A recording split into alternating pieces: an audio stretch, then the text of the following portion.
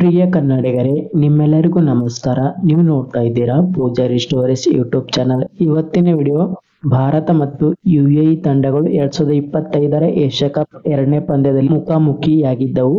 ಈ ಪಂದ್ಯದಲ್ಲಿ ಭಾರತ 9 ವಿಕೆಟ್ಗಳಿಂದ ಭರ್ಜರಿಯಾದ ಗೆಲುವನ್ನು ಕಂಡಿದೆ, ಅದು ಯುಎಇ ತಂಡದ ವಿರುದ್ಧ. ಹಾಗಾದರೆ ಈ ಪಂದ್ಯದ ಸಾರಾಂಶವನ್ನು ನಾವು ಇವಾಗ ತಿಳಿದುಕೊಳ್ಳೋಣ. ಹೌದು, 2025ರ ಏಷ್ಯಾ ಕಪ್ ನ ಎರಡನೇ ಪಂದ್ಯವು ಯುಎಇ ಮತ್ತು ಭಾರತ ತಂಡಗಳ ನಡುವೆ ನಡೆಯುತ್ತೆ. ಈ ಪಂದ್ಯದಲ್ಲಿ ಸೂರ್ಯಕುಮಾರ್ ಯಾದವ್ ಅವರು ಟಾಸ್ ಗೆದ್ದು ಮೊದಲು ಬೌಲಿಂಗ್ ಅನ್ನು ಆಯ್ದುಕೊಂಡಿದ್ದರು. ಹೀಗಾಗಿ ಯುಎಇ ತಂಡವು ಮೊದಲು ಬ್ಯಾಟಿಂಗ್ ಗೆ ಇಳಿಯಲ್ಪಟ್ಟಿತು. ಈ ಪಂದ್ಯವು ದುಬೈ ಇಂಟರ್ನ್ಯಾಷನಲ್ ಕ್ರಿಕೆಟ್ ಸ್ಟೇಡಿಯಂ ನಲ್ಲಿ ನಡೆಯಿತು. ಈ ಪಂದ್ಯದಲ್ಲಿ ಭಾರತದ ನಾಯಕ ಸೂರ್ಯಕುಮಾರ್ ಯಾದವ್ ಅವರು ಟಾಸ್ ಗೆದ್ದು ಮೊದಲು ಬೌಲಿಂಗ್ ಅನ್ನು ಆಯ್ದುಕೊಂಡಿದ್ದರು. ಹೀಗಾಗಿ ಯುಎಇ ತಂಡವು ಮೊದಲು ಬ್ಯಾಟಿಂಗ್ ಗೆ ಇಳಿಯಲ್ಪಟ್ಟಿತು. ಯುಎಇ ತಂಡವು 13.1 ಓವರ್ಗಳಲ್ಲಿ ತನ್ನೆಲ್ಲ ವಿಕೆಟ್ ಗಳನ್ನು ಕಳೆದುಕೊಂಡು ಕೇವಲ 57 ರನ್ ಗಳನ್ನು ಪೇರಿಸಿತು. ಹೌದು, ಇದಕ್ಕೆ ಕಾರಣ ಭಾರತದ ಭರ್ಜರಿಯಾದ ಬೌಲಿಂಗ್ ಪ್ರದರ್ಶನ. ಹೌದು, ಭಾರತದ ಸ್ಪಿನ್ ಬೌಲಿಂಗ್ ದಾಳಿಗೆ ನಲುಗಿದ ಯುಎಇ ತಂಡವು ಕೇವಲ 57 ರನ್ ಗಳಿಗೆ ತನ್ನೆಲ್ಲ ವಿಕೆಟ್ ಗಳನ್ನು ಕಳೆದುಕೊಂಡು ಅಲ್ಪ ಮೊತ್ತಕ್ಕೆ ಕುಸಿಯಿತು. ಹಾಗಾದ್ರೆ ನಾವು ಇವಾಗ ನೋಡೋಣ ಭಾರತ ತಂಡದ ಪ್ಲೇಯಿಂಗ್ 11 ಯಾವ ರೀತಿ ಇದೆ ಎಂಬುದನ್ನು. ಹೌದು, ಅಭಿಷೇಕ್ ಶರ್ಮಾ, ಶುಭ್ಮನ್ ಗಿಲ್, ಸೂರ್ಯಕುಮಾರ್ ಯಾದವ್ ನಾಯಕ, ತಿಲಕ್ ವರ್ಮಾ, ಸಂಜು ಸ್ಯಾಮ್ಸನ್, ಶಿವಮ್ ದುಬೆ, ಹಾರ್ದಿಕ್ ಪಾಂಡ್ಯ, ಅಕ್ಷರ್ ಪಟೇಲ್, ಕುಲ್ದೀಪ್ ಯಾದವ್, ಜಸ್ಪ್ರೀತ್ ಬುಮ್ರಾ, ವರುಣ್ ಚಕ್ರವರ್ತಿ ಈ 11 ಆಟಗಾರರು ಯುಎಇ ತಂಡದ ವಿರುದ್ಧ ಕಣಕ್ಕೆ ಇಳಿದಿದ್ದರು.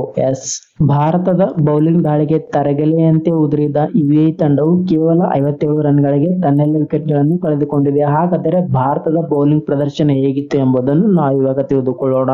ಭಾರತದ ಪರ ಕುಲ್ದೀಪ್ ಯಾದವ್ ಅವರು ಕೇವಲ 2.1 ಓವರ್ಗಳಲ್ಲಿ 7 ರನ್ ನೀಡಿ 4 ವಿಕೆಟ್ ಗಳನ್ನು ಕಬಳಿಸಿದರು. ಶಿವಮ್ ದುಬೆ ಅವರು 2 ಓವರ್ಗಳಲ್ಲಿ 4 ರನ್ ನೀಡಿ 3 ವಿಕೆಟ್ ಕಬಳಿಸಿದರು. ವರುಣ್ ಚಕ್ರವರ್ತಿ ಅವರು 1 ವಿಕೆಟ್ ಪಡೆದರು. ಅಕ್ಷರ್ ಪಟೇಲ್ ಮತ್ತು ಜಸ್ಪ್ರೀತ್ ಬುಮ್ರಾ ಅವರು ತಲಾ 1 ವಿಕೆಟ್ ಪಡೆದು ಮಿಂಚಿದರು.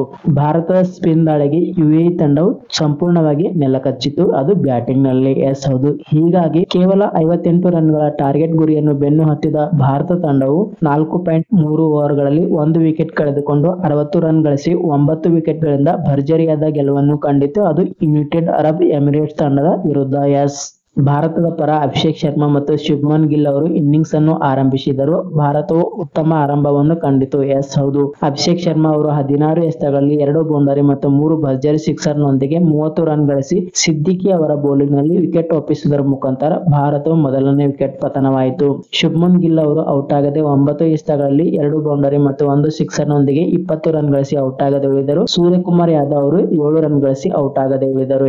ಹೌದು, ಅಲ್ಪ ಮೊತ್ತದ ಗುರಿಯನ್ನು ಬೆನ್ನು ಹತ್ತಿದ ಭಾರತ ತಂಡವು 4.3 ಓವರ್ಗಳಲ್ಲಿ 1 ವಿಕೆಟ್ ಕಳೆದುಕೊಂಡು 60 ರನ್ ಗಳಿಸಿ 9 ವಿಕೆಟ್ ಗಳಿಂದ ಭರ್ಜರಿಯಾದ ಗೆಲುವನ್ನು ಕಂಡು 2025ರ ಏಷ್ಯಾ ಕಪ್ ನ ಶುಭಾರಂಭವನ್ನು ಮಾಡಿದೆ ಭಾರತ ತಂಡವು. ಭಾರತ ತಂಡದ ಮುಂದಿನ ಪಂದ್ಯ ಯಾವಾಗ ಎಂದರೆ ಭಾರತವು ತನ್ನ ಮುಂದಿನ ಪಂದ್ಯವನ್ನು ಸಾಂಪ್ರದಾಯಿಕ ಎದುರಾಳಿ ಪಾಕಿಸ್ತಾನ ತಂಡದ ವಿರುದ್ಧ ಸೆಣಸಾಡಲಿದೆ. ಈ ಪಂದ್ಯವು ಸೆಪ್ಟೆಂಬರ್ 14 ರಂದು ನಡೆಯಲಿದೆ. ಈ ಪಂದ್ಯವು ಭಾನುವಾರ ಆಗಿರುವುದರಿಂದ ಕ್ರಿಕೆಟ್ ಅಭಿಮಾನಿಗಳಿಗೆ ಹಬ್ಬದ ಊಟವು ಉಣಬಡಿಸಲಾಗುತ್ತದೆ. ಹಾಗಾದರೆ ಎಲ್ಲ ಕ್ರಿಕೆಟ್ ಪ್ರೇಮಿಗಳು ಸೆಪ್ಟೆಂಬರ್ 14ರವರೆಗೂ ಕಾದು ನೋಡೋಣ. ಹೌದು, ಇದು ಇವತ್ತಿನ ವಿಡಿಯೋ. ಮತ್ತೆ ಮುಂದಿನ ವಿಡಿಯೋದೊಂದಿಗೆ ನಿಮ್ಮನ್ನು ಭೇಟಿಯಾಗುತ್ತೇನೆ. ಪ್ಲೀಸ್ ದಯವಿಟ್ಟು ನೀವೆಲ್ಲರೂ ನನ್ನ ಚಾನೆಲ್ಗೆ ಸಬ್ಸ್ಕ್ರೈಬ್ ಆಗಿ, ಶೇರ್ ಮಾಡಿ, ಕಮೆಂಟ್ ಮುಖಾಂತರ ನಿಮ್ಮ ಅಭಿಪ್ರಾಯಗಳನ್ನು ತಿಳಿಸಿ ಎಂದು ಹೇಳ್ತಾ ನಾನು ಇವತ್ತಿನ ವಿಡಿಯೋವನ್ನು ಮುಗಿಸುತ್ತೇನೆ. ನಮಸ್ಕಾರ.